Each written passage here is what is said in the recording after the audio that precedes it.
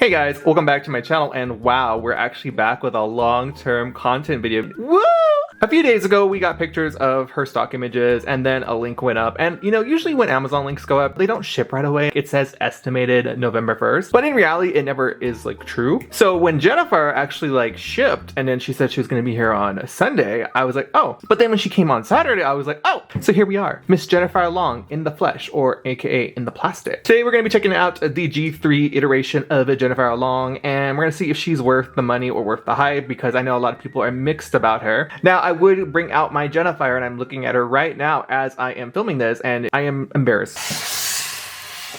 Like, I bought her and I just never did her hair. Yeah, Jinafire, you're not going to be in this video, but just get a good image of her in your head right now, and then we'll compare her in your head. Thank you. Now, it has been a while since I did like a G3 core review. I did get Spectra and I did get Venus, but I was just too excited and I opened them. I love those dolls, by the way, so if you want them, get them. But we're going to do it for Jinafire because she's iconic. But anyways, enough of me rambling. Let me just get this box like viewed so we can just open her. So Jinafire is in the same tire box that we've been getting for at least 2.5 years now. I really hope they redesign this in 2025 because I'm quite bored of this. On the side of her box, it says Monster High. On the side of her box, you can see all of the accessories she comes with. She becomes one of those cute little yogurt drinks that I actually drink every day. She also comes with her little dog, and this is the first time we're ever getting a pet for Jinafire. On the side, you can see the cute artwork that was drawn by Darko Dark. On the side of the box, it still says Monster High. And then on this side, you can see a bunch of her little accessories and clothing pieces that are just illustrated. On the back of the box, you can see there is a full illustration of Jinafire and the rest of the core refresh dolls. And if you want to pause and read Jinafire's little bio, here it is. Go ahead and take your time. And if you want to start looking for Jinafire, here is her barcode. Anyways, that is pretty much her entire box. It's the same old that we've been used to for 2.5 years now. We're gonna get her open. We're gonna see what she's giving. Let's open her, shall we?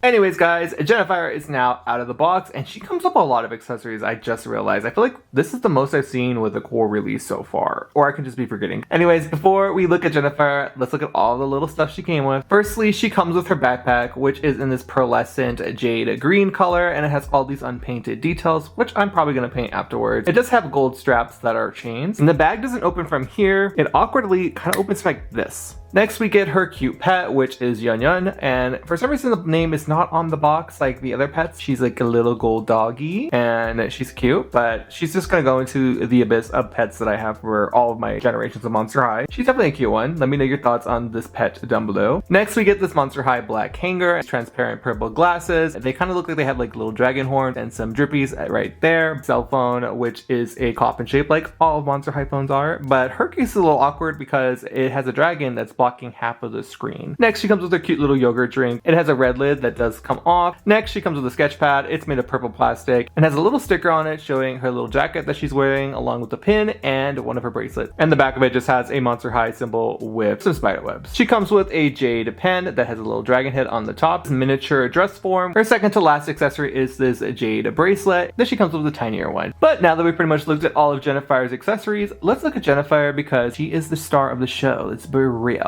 So starting with the hair, I know it's always the biggest issue with Monster High, but she does have saran hair, and it kind of is giving like a reverse G1 Twyla. So it's mainly this darker purple color right here with this lighter lilac color in the front, kind of like a money piece. And then underneath, she has like this mint green color that is just so Twyla coated. The shades are really pretty. I just don't know if I like the purple hair. I kind of would have preferred her to have the normal green hair with some black streaks. I think that was prettier on Jinafire in general.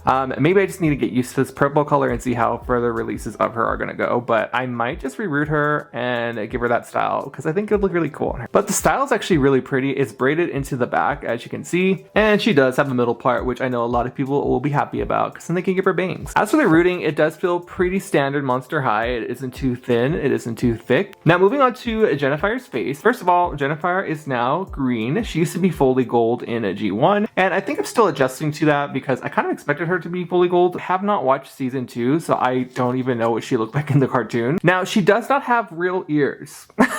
Well, she has these gold ears, but they're kind of just glued onto her face sculpt. But they did the same thing with Claude's basic doll. They kind of just glued the ears to the top of his head, and a lot of people did have issues with them falling off. So I hope that these are secured properly, because I feel like a well-wash potentially might just have these get loosened. The reason I can only think that they did the molded ear than just painting the ear on the doll is because with, you know, earrings, it might just chip, or maybe it just didn't translate well in the process of painting. So that's the only reason I could think of. But yeah, these are just molded and glued onto the doll's head. But this earring is just red, and then she has a double pierced ear on this with 2 little jade earrings. Let me know your thoughts on the ears potentially being able to be removed. I think it might be good for customization. Moving on to her face, mine does have wonky eyebrows, and you know, we all have wonky eyebrows, but she has stark black eyebrows. Her eyes are a lighter green shade. For her eye look, it is a periwinkle on the lid, and it kind of buffs out into a red and gold, and she also kind of did a little design under her eye, which is really pretty. She also has red lips, which is kind of shocking because I thought that Mattel was kind of allergic to red lipstick for a while, but it seems that they brought it back. But it's not like an alluring red, if that makes sense. It's kind of like almost got an orangey kind of hue to it, and I don't really like that. It might not be reading that on camera, but definitely in person. She also does have little white teeth peeking out in her lips, which I think is actually really cute. We're now going to move on to the outfit. So she's wearing this really cute jacket that is red. It seems to be made out of a red satin material. It has some gold stitching around the trim along with at the little cuffs, and this is kind of made of that like ribbon material, that tinsel ribbon material that some things are made of. It almost looks like a gold elastic Monster High. It's actually really pretty. There is nothing on the back. It is a versatile piece, which I actually do like. Sometimes Monster High clothes is a bit out there. She also has this little plastic pendant of a dragon, and that is just stitched on. If we open up the jacket, you can see she is wearing this cute top that is black and has a foil print of these cute clouds, and it is attached with Velcro in the back, some red ribbon that looks like it might tie around her neck, but it's actually strapped. And she's also wearing a jade necklace. Moving on to her skirt, it's actually really pretty. Kind of made of a satin material, but it has a foil printing on it as well of dragons and some clouds. It's really pretty, and I like how it has all these pleats in it. It is a high-waisted skirt, just like most G3 dolls are. They don't really do mini skirts anymore, but you totally could make this a mini skirt if you wanted to. Moving on to her belt, it is a red piece of plastic that has some gold detailing on it. In person, without my studio lights on, you can barely tell that this is painted gold, so it's very faintly painted on mine. I'm not sure if that's going to be how all of her dolls are going to come out. There might be variations, but mine is very faint. It does have a fake gold chain right here, which I'm probably going to replace with a real one. But overall, it's a very nice belt. And the last thing to really talk about on her fashion-wise is her shoes. Now, these shoes have been leaked for a few months now, I feel like, but we didn't know what they were going to look like painted. So they're mainly a black boot that has this really nice dragon detailing going on it with a gold platform down here. There are some little red bows that are painted, and then on one side of each boot there is a painted ombre dragon that starts from purple, then goes to a darker purple, and then green. But the other side is not painted the same way. But that's pretty much Jinafire's fashion sense. I'm now going to strip her naked so we can look at her body, because she does have a very interesting body that we need to go over, so BRB.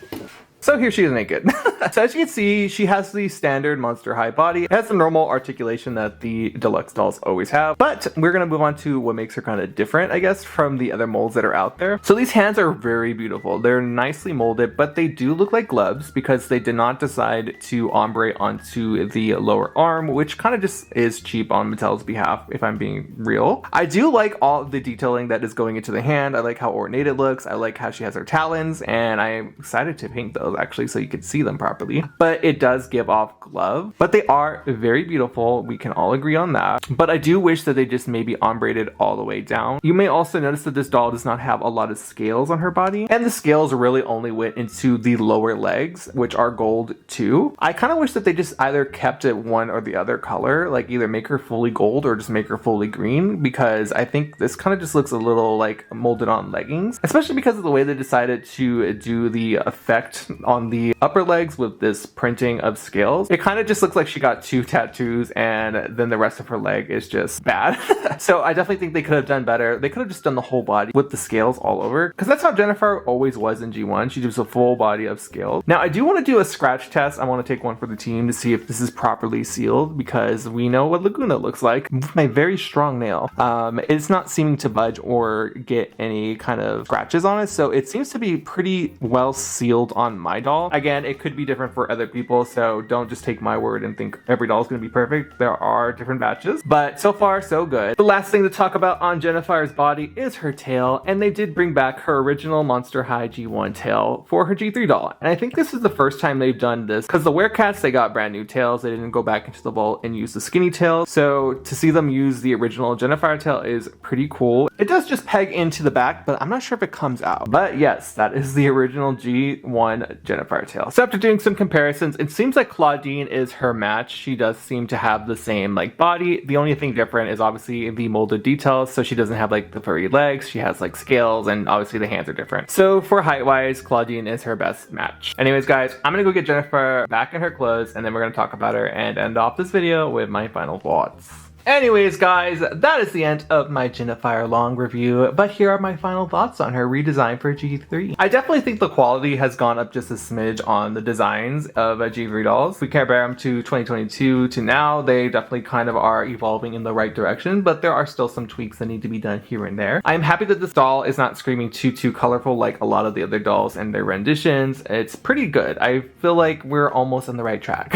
It's definitely going to be different to see Jinafire with purple hair and the new skin tone, but I can adjust to it, and I think she looks pretty good. My only real big critiques are that I'm not sure how the ears are going to play with longevity, especially for kids, because they might just pop off. I don't like how the hands are just kind of like glovey, so I wish that they would have brought it up just a little more with the gold, even if that just meant painting it. I think that would have just been prettier. Other than that, the hand sculpt is beautiful. The same thing goes for her legs. I really do like the scaly pattern, but I wish that they did that for the entire body and didn't just skimp out on the lower legs and call it a day. I think they could have ombre'd that a little better as well. I do like how they brought back the G1 tail. I thought that was a fun nod to her original doll. The overall fashion is really cute, and I might reroute her just so she has like black and green hair again. I might wait to do that until I get a second one, because she currently is not in stock on Amazon anymore. I got this doll on Amazon if I didn't mention it earlier. She's $24, and her link is currently unavailable, but I will put it in the description when it is available. I would give this doll a solid 8 out of 10. I think she's a pretty decent doll. If they did the ombres properly, she probably would have been a 10 out of 10. Redesign, because I feel like they've been doing pretty good with the redesigns of the characters lately, especially Venus, Spectra. Definitely recommend getting her. Can't wait to see how they're going to do other Jinafire long dolls in the line, and I hope we get to see some in 2025 and not just her. But anyways, I want to know all your thoughts on Jinafire down in the comments below. If you watched this video all the way to the end, I want you to comment a dragon emoji. But if this is your first time watching my channel, hi, my name is Jay, and I do doll stuff sometimes, duh. And I'd love you to join the cornflakes over in the cornfield, and you know, just vibe with us. We're cool people over here. You can follow me on Instagram and on TikTok and here at ZombieXCorn. And if you play Roblox, ZombieXCorn, but with an extra N at the end. I play Dress to Impress with my baddies. I will see you whenever I see you, but till then, bye!